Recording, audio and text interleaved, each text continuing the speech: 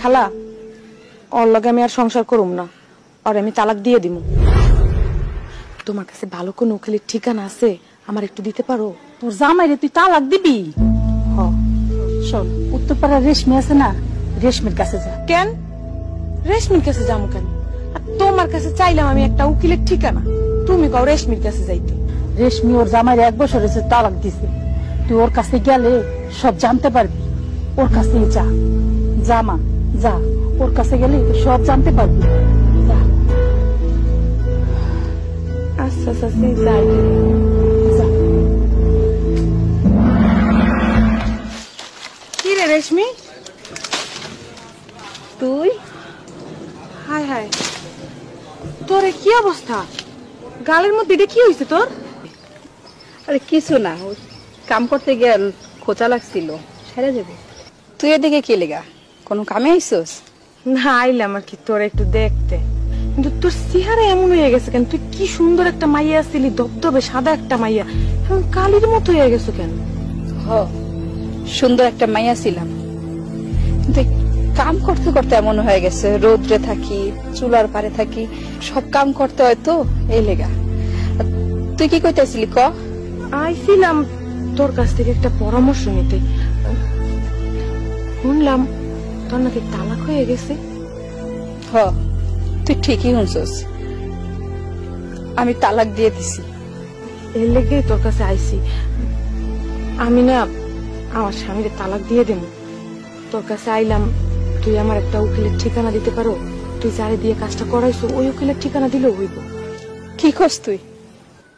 তুই ভাইবা চিন্তা কথা কইতাছস?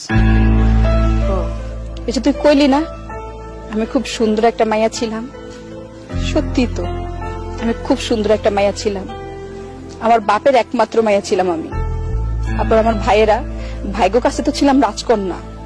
ভাইয়েরা আমার কোনো কথা মাটিতে ফেলতে দেয়নি, আমি যা কইতাম তাই আমার ভাইয়েরা শুনতো। বিয়ের পর আমি শ্বশুর বাড়িতে গিয়েও রাজরানী হয়েছিলাম। ছোটখাটো বিষয় নিয়ে জামাইয়ের উপর খুব চিল্লাচিল্লি করতাম, ও সব সহ্য করতো, কখন কিছু কইতো না আমারে। কিন্তু আস্তে আস্তে ওই ঝগড়া আমাকে অনেক বাড়তে থাকে। ওর দোষ না থাকলেও আমি ওর উপর অনেক বেশি চিল্লাচিল্লি করতাম, অনেক বেশি বাড়াবাড়ি করতাম। একটা সময় সবাই আমার কইলো চলে আয়, আমরা আসি তো। আমার পরিবারই আমার কত কইছে যে আমরা থাকতে তোর কোনো সমস্যা হইব না, আমার কাছে তুই রাজকন্যার মতো থাকবি।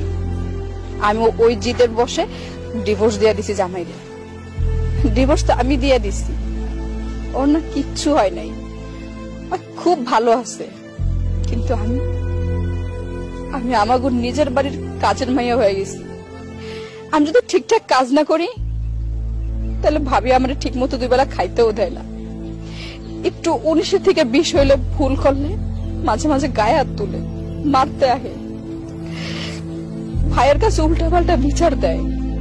আমার ভাইয়েরা এখন আমার কথা শুনাইতে ছাড়ে না। বাপমার কথা তো বাদই দিলাম, শোন আমি যে ভুলটা করছি ওই ভুলটা তুই করিস না।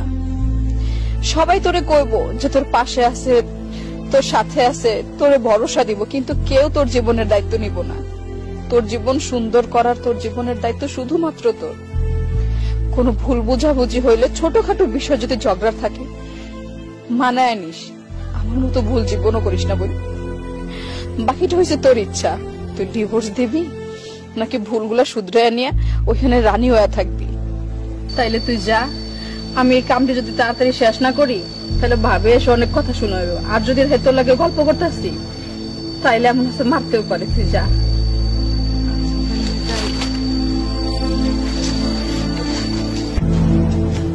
এই শোনো, কি তুমি তো 2 দিন পর আমাকে তালাক দেবে তাই না? তোমার সাথে আমার কি কথা থাকতে পারে? ও আচ্ছা, বুঝতে পেরেছি, তোমার যাওয়ার ভাড়া নেই তাই তো? এই ধরো, এই জীবনের লাস্ট বারের মতো তোমাকে টাকা দিয়ে দিচ্ছি। শোনো, টাকাটুকু আমার লাগবে না, আমি কোথাও যাব না। আমি কেন যাব? এটা আমার বাড়ি, আমার সংসার, আমি কোথাও যাব না। যেতে যদি হয় অন্য কেউ চলে যাবে, তোমাকে ছেড়ে আর এই বাড়ি ছেড়ে আমি কোথাও যাব না। তোমার সাথে আমি যা যা করেছি আমার অনেক ভুল হয়ে গিয়েছে, আমাকে ক্ষমা করে দাও প্লিজ। বাহ, খুব সুন্দর, খুব অল্প করে স্বল্প ব্যয়ে বলে দিলে আমাকে আমাকে ক্ষমা করে দাও প্লিজ। কেন এখন কেন বুঝতে পারলে? মুখটা প্যাঁচার মতো করে রাখছো কেন? একটু হাসো। তুমি ক্ষমা করে দাও না আমাকে। ঠিক আছে, বাকি ক্ষমাটা ভিতরে গিয়ে করবো, চলো।